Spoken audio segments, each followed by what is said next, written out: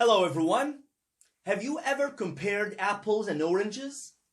Have you ever checked the differences between apples and oranges? Well, probably you haven't. But American people have.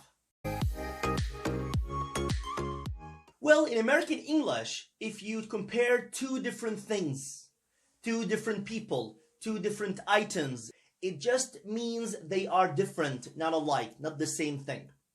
So we don't have any negative meaning, but we just highlight that those two are incomparable and they are not the same.